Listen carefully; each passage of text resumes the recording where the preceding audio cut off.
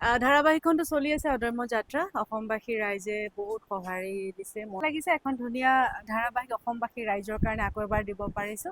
মই দুখ পাইছো। মই কৈ দিম কাবুলিৱালাৰ আগত। তুমি মোক মাৰিছা মা। কাবুলিৱালা মায়ে মোক মাৰিছে। আৰু তুমি কোন ক্লাছত এবাৰ? 4 ক্লাছ 4ত। ক্লাছ 4ত ইমান ধুনীয়াকৈ অভিনয় জানা। তাই আমাৰ যিমানখিনি অভিনেতা অভিনেত্ৰী আছে সকলোৰে ডাইলগ তাইৰ মুখস্থ। বাপৰে। কাবুলিৱালা মোক ধৰি থাকিলে সাৱটি ধৰিয়ে থাকে। মোৰ ফাৰ্ষ্ট নাটক আছিলে ABCD I Love You। ভিক্ষাৰী, কাবুলিৱালা আৰু সাগৰ বৰুৱা আহি আছে। ভ্ৰাম্যমান জগতত এইবাৰ মোৰ প্ৰথম, আৰু তাকো মই ইতিহাস থিয়েটাৰৰ নিচিনা থিয়েটাৰ এখনত মই কৰিবলৈ সুযোগ পাইছোঁ। মই প্ৰথম আহিছিলোঁ 2022-23ত বৰদৈচিলা। তাই গৈ পেলাই সেই মাজৰ সময়খিনি কৰিছিলোঁ। তাকে অলকা ৰাগিনী বুলি অলকা ৰাগিনী দেখিছো। মিনি থিয়েটাৰ কৰিলোঁ, তেনেকৈ জাৰ্ণিটো ষ্টাৰ্ট আৰু হৈ এগৰাকী তোমাৰ কি হয়? হেল্ল' ফ্ৰেণ্ড, সকলোকে স্বাগতম জনাইছোঁ মোৰ আন এটা ভিডিঅ'লৈ। কি খবৰ আপোনালোকৰ? আশা কৰিছোঁ সকলো ভালে আছে। ময়ো ভালে আছোঁ। মই আছোঁ এতিয়া ইতিহাস থিয়েটাৰৰ আখাৰা গৃহ মিৰ্জাত আছোঁ। আৰু এতিয়া আখাৰা খুব জোচত চলি আছে। এইবাৰ আছে আমাৰ সকলোৰে মৰমৰ জনপ্ৰিয় অভিনেতা তপন দা আছে, আৰু লগতে বাবলি বা আছে, দীপাংকৰ দা আছে, চিন্ময় দা আছে। মানে খুব ভাল ভাল অভিনেতা অভিনেত্ৰী আছে। আৰু এতিয়া ইতিহাস থিয়েটাৰৰ গোটেই কেম্পটো আপোনালোক দেখাবলৈ চেষ্টা কৰি পেলাই ইতিহাস থিয়েটাৰৰ গাড়ীবিলাক ৰেডি হৈ গৈছে।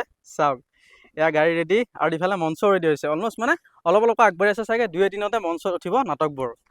আৰু এইটো ইতিহাস থিয়েটাৰৰ মঞ্চটো। ইয়াতে চলিব একদম পুৰা মঞ্চ আখৰা। এতিয়া চলি আছে ইতিহাস থিয়েটাৰৰ মাটি আখৰা। আৰু বৰ্তমান যোনখন আছে আমাৰ কাবুলিৱালা, সেইখন চলি আছে আখৰা। ইফালে আখৰা চলি আছে। চাওক, ইফালে যিবিলাক গাড়ী চাড়ী কিবা কিবি যে দেখায় থিয়েটাৰত, এইবিলাক কাম কৰি আছে। মানে থিয়েটাৰ এখন নাটককেইখনৰ ভিতৰতো মানে বহুত কিবা কিবি কাৰুকাৰ্য থাকে, লাইটৰ পৰা এইবিলাক ছেটিংছৰ পৰা। এইবিলাক কামো মানে বহুত বেছি জৰুৰী কাম। আৰু এতিয়া মোৰ লগত আছে অসমৰ জনপ্ৰিয় অভিনেত্ৰী বাবলি বা। আৰু গম পাইছে এইকেইদিন একদম অদম্য যাত্ৰাত ফালি আছে। আৰু লগতে প্ৰতিখন চিৰিয়েলতে বাৰ অভিনয় খুব ধুনীয়া, সাৱলীল অভিনয়। আৰু বাৰ লগত কিছু কথা পাতো। এবাৰ থিয়েটাৰত কেনেকুৱা গোটেইখিনি বাৰ পৰা জানো। বা কেনেকুৱা প্ৰথম চিৰিয়েলখনলৈকে আহোঁ। ধাৰাবাহিকখনটো চলি আছে অদম্য যাত্ৰা। অসমবাসী ৰাইজে বহুত সঁহাৰি দিছে, মৰম দিছে, আশীৰ্বাদ দিছে। আৰু খুব ধুনীয়া এখন ধাৰাবাহিক আচলতে সম্প্ৰচাৰিত হৈ আছে। কাহিনীটো খুব ধুনীয়া, আৰু পৰিচালনা কৰিছে ৰাজীৱ বৰঠাকুৰে। আৰু সকলো শিল্পীয়ে খুব ধুনীয়া ধুনীয়া অভিনয় কৰিছে। মোৰ ভাল লাগিছে এখন ধুনীয়া ধাৰাবাহিক অসমবাসী ৰাইজৰ কাৰণে আকৌ এবাৰ দিব পাৰিছোঁ। চ' সেইখিনি চাই থাকিব অদম্য যাত্ৰা। আৰু ধুনীয়া ধুনীয়া টুইষ্ট আহি আছে। অ'কে, আৰু এবাৰ থিয়েটাৰলৈকে আহোঁ। থিয়েটাৰত এবাৰ আপুনি ফাৰ্ষ্ট নে? নাই, মোৰ এবাৰ ছেকেণ্ড। ফাৰ্ষ্ট ক'ত আছিলে? মই কোহিনুৰত আছিলোঁ 2023 আৰু 24 বৰ্ষ। তেতিয়া ফাৰ্ষ্ট আপোনাৰ নাটক কোনখন আছিলে? মোৰ ফাৰ্ষ্ট নাটক আছিলে ABCD I Love You, Deepawali. সেইবাৰ নাটক বহুত ধুনীয়া আছিল।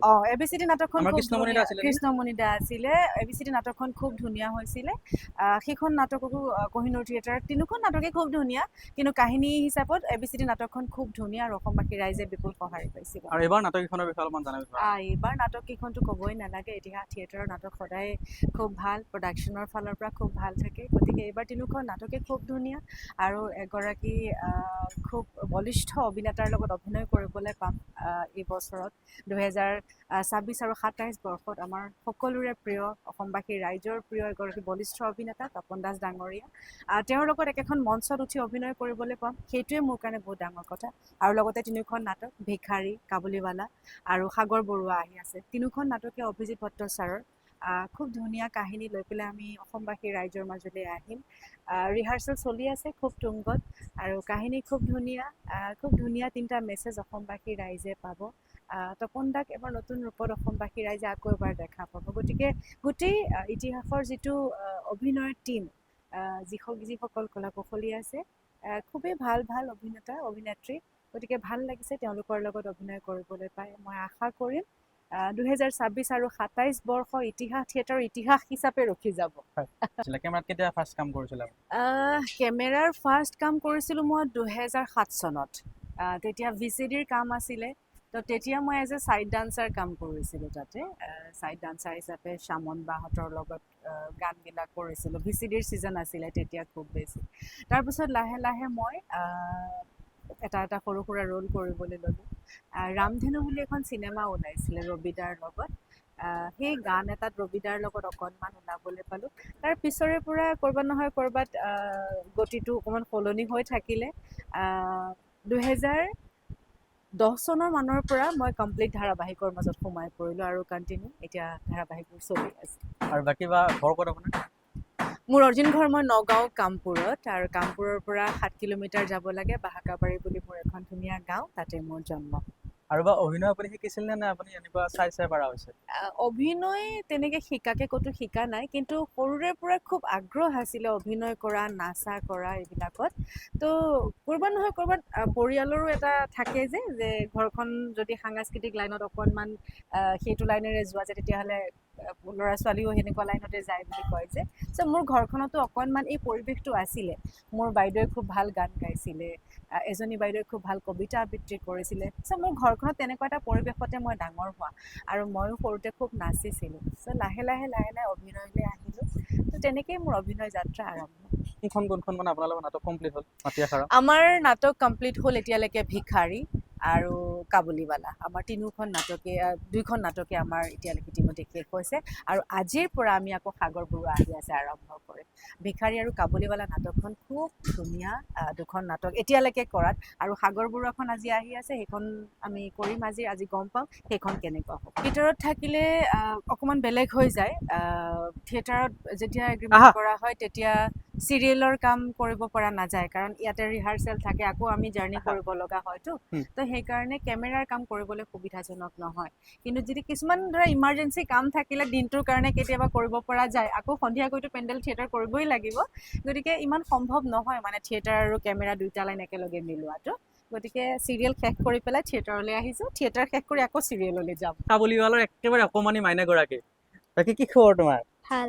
এবাৰ থিয়েটাৰ প্ৰথম কৰিছা? কৰিছোঁ প্ৰথম। অ'কে, কেনেকুৱা লাগিছে পিছে? ভাল লাগিছে। অ'কে, গোটেই বছৰটো পাৰিবা বাহিৰত থাকিব? পাৰিম। বাপৰে। বাকী তোমাৰ ঘৰ ক'ত? মোৰ ঘৰ নলবাৰী। নলবাৰী? পিছে তুমি অকলে আছা নে মা পাপাহঁত আহিছে?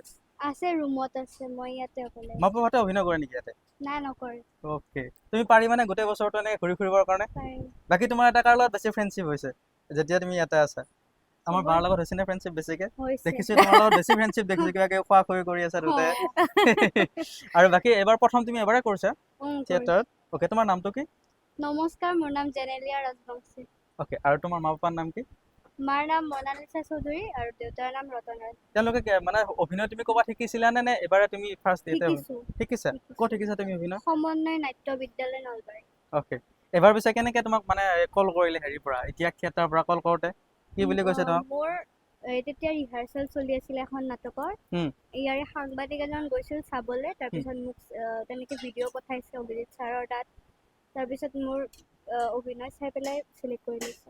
অ'কে, এতিয়া কাবুলীৱালাখন যে কৰিছে সেইখন কেনেকুৱা লাগিছে? ভাল লাগিছে। কাবুলীৱালা কিবা এটা সৰু ডাইলগ তোমাৰ মনত আছেনে? অকণমান কিবা এটা? অকণমান ইমান ভালকৈ মুখস্থ নাই। বা মনত আছেনে এই কিবা এটা ডাইলগ? এই মাতি দিয়া, ঐ কাবুলীৱালা। এইটো দি দিয়া, মাতি দিয়া। এইটোৱে কৈ দিব পাৰা, মা মই দুখ পাইছোঁ। সেইটো কৈ দিয়া। মই কৈছোঁ দেখোন মই নাযাওঁ বুলি। কৈ দিয়া। মই দুখ পাইছোঁ, মই কৈ দিম কাবুলীৱালাৰ আগত। তুমি মোক মাৰিছা মা। কাবুলীৱালা মায়ে মোক মাৰিছে। Okay, thank you. আৰু তুমি কোন ক্লাছত এইবাৰ? 4। ক্লাছ 4ত? ক্লাছ 4তে ইমান ধুনীয়াকৈ অভিনয় জানা? বাকী ডাঙৰ হ'লে কি আমাৰ বাবলি বাৰ নিচিনা অভিনেত্ৰী হ'ব মন আছে নে?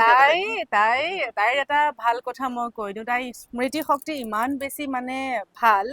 তাই আমাৰ যিমানখিনি অভিনেতা অভিনেত্ৰী আছে সকলোৰে ডাইলগ তাইৰ মুখস্থ। বাপৰে।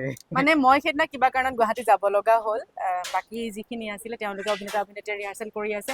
মোৰ গোটেই চৰিত্ৰটো মানে মই কেনেকৈ ডাইলগ ডেলিভাৰী দিওঁ, কিমান মোৰ ডাইলগ ক'ত কেনেকৈ কি ক'ব লাগে, তাই গোটেইখিনি মোৰ জেগাখিনি লৈ লৈছে, মানে গোটেই তাই অভিনয় কৰিছে।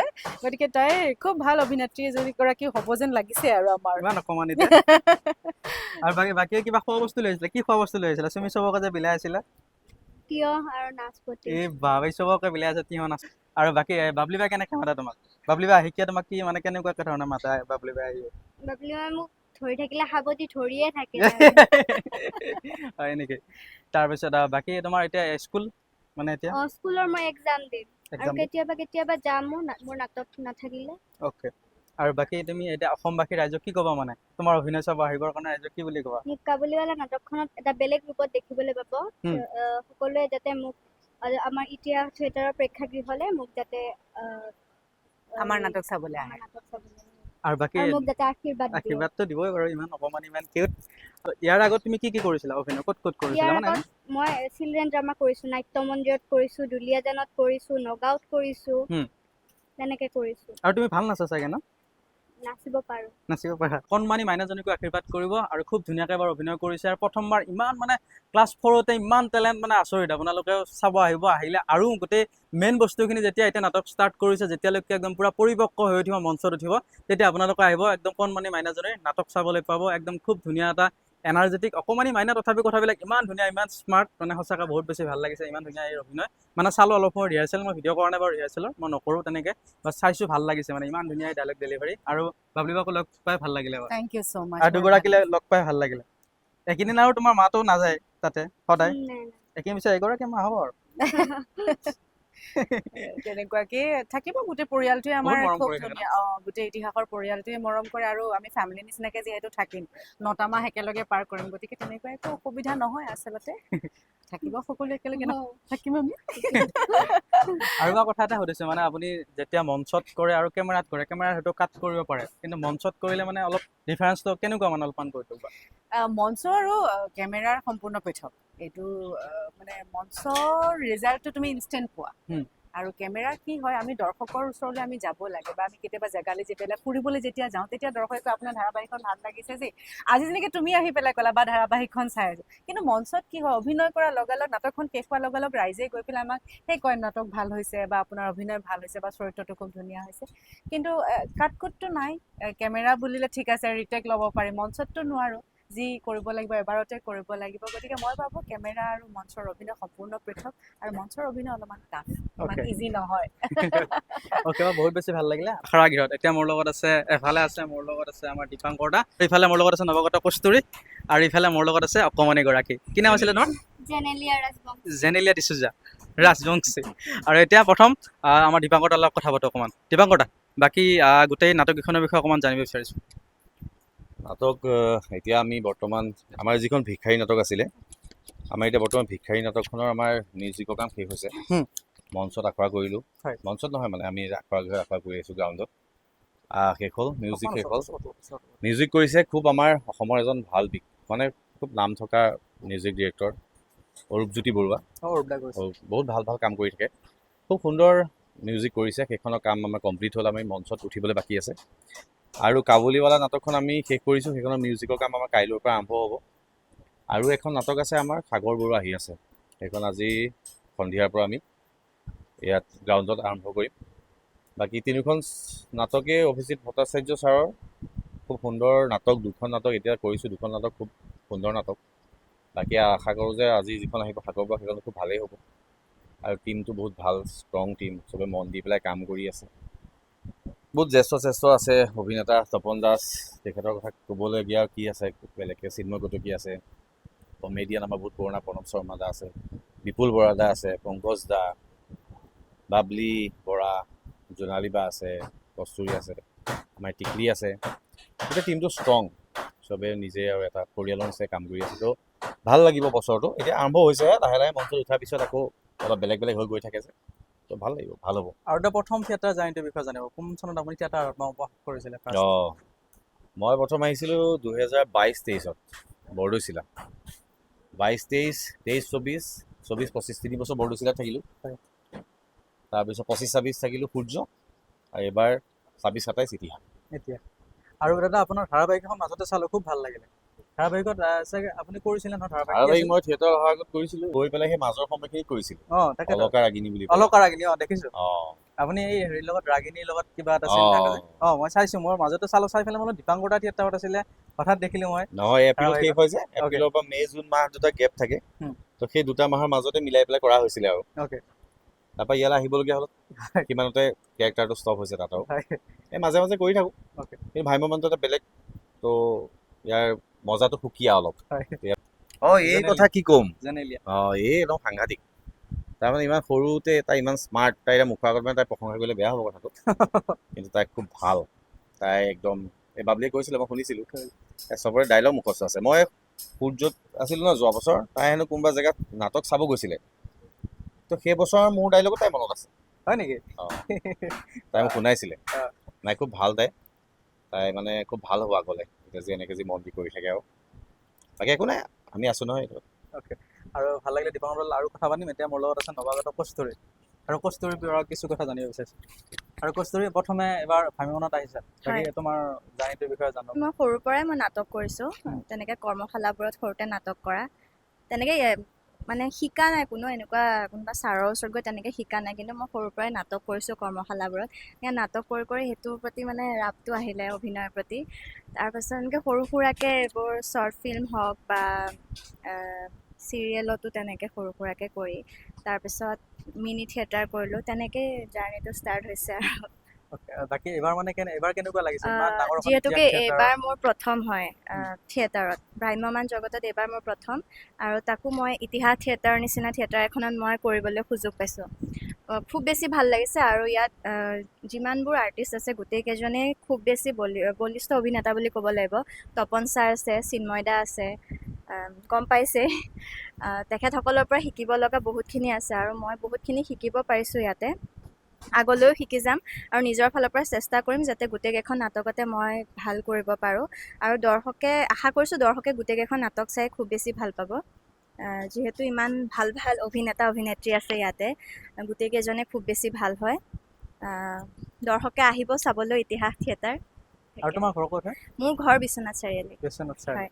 আৰু এগৰাকী তোমাৰ কি হয় তাই এতিয়া কৈ নিদিওঁ বাৰু দৰ্শকে চালে গম পাব কেমেৰাত তুমি ফাৰ্ষ্ট কি কাম কৰিছিলা কেমেৰা আগত মই চিৰিয়েল কৰিছিলোঁ কি serial কৰিছিলা? চিৰিয়েল আপোনাৰ আছিলে স্পন্দনত দিছিলে তুমিয়ে মোৰ আপোন বুলি স্পন্দন আৰু NKTV খুব লাজ কৰি আছিলে কথাখিনি মোক ক'লে বাৰু খুব ধুনীয়াকৈ আৰু এইটো আমাৰ মই মানে কেমেৰা আগত কথা কোৱাত অলপ বেয়া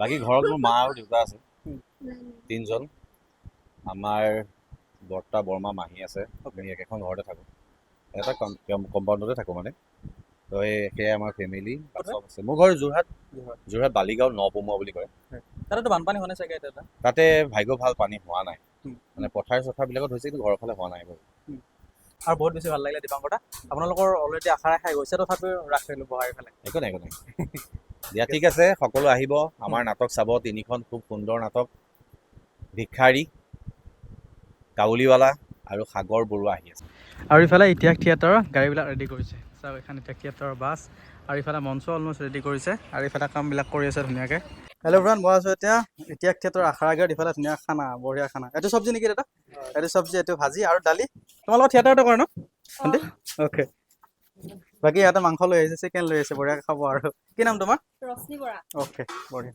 ক'ত হয় তোমাৰ ঘৰ ডিব্ৰুগড় ন বঢ়িয়া বঢ়িয়া এতিয়া মাংস বনাব আমি খাই যাম এতিয়া মাংস তোমাৰ কি নাম ক'ত ঘৰ তোমাৰ নগাঁও ইয়াতে মাংস খোৱা পাতে নেকি অ'কে অ'কে বঢ়িয়া